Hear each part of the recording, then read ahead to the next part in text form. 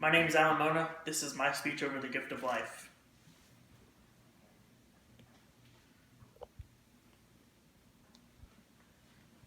Did you know that right now, as we speak, there are roughly 123,000 patients on the organ transplant waiting list? Each and every month, there are 3,000 patients added to this list. Each day, roughly 21 people pass away while they are waiting on this list. In 1994, just a month after I was born, my grandfather received a heart transplant. Doctors told him he would not get more than 5 years with the heart he was given, because they didn't know how long after this that he would have. Luckily, we were blessed with 15 years. If it wasn't because of an organ donor, I would have never met my grandfather. Each day, more and more people are put on the waiting list for their transplant that will save their lives. Now, let's talk about the process of becoming a donor. There are several ways to become a donor. You could either register online, or you could speak with your doctor if you are unsure of it.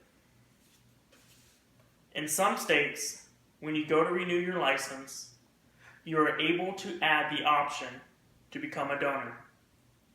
They do this because it will put your information into the system which registries could access.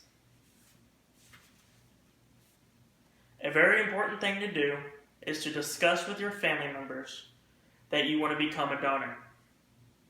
This is very important because if you are a donor, or if you're in a bad accident and you're on life support, doctors might ask your family if you are a donor. If they are unaware that you wanted to become a donor, they might say no. So what happens when you donate? When you pass away, doctors will remove your organs and pass them on to someone who will be given another chance at life. After a transplant, the patient survival rate goes from 20% up to 80%, which is tremendous. Each day, roughly 21 people die while they are on the list. Now, this number might not seem like a lot, but add 20 to 30 people per person on this list that passes away, the number is huge that's impacted. Of the 123,000 people on the waiting list, 10% of these are under 18. Out of the 123,000 people on the organ transplant waiting list, roughly 101,000 people are waiting for kidneys.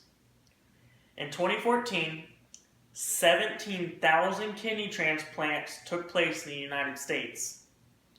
12,000 were from deceased donors, and 5,000 came from living donors.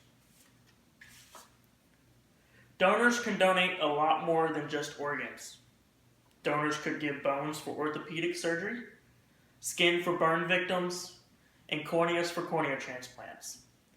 These just name the many different ways the body could be used, and none could go to waste. In 2014, more than 8,500 deceased donors made up approximately 24,000 organ transplants. In addition, there were another 6,000 transplants from living donors. Just one donor could save up to 8 lives through organ donation. More than 6,000 living donations occur each year.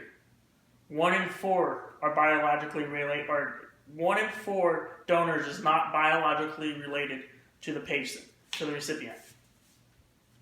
Ladies and gentlemen, the gift of life is the best gift anyone could ever give or receive. In conclusion, if we become organ donors, we could save several lives. Don't take your organs to heaven. Heaven knows we need them here. So whether you're an organ donor or not, just think of the possibilities you can create. Think of how many lives you could be saving, or If you aren't a donor yet, you are going to eventually save. Thank you.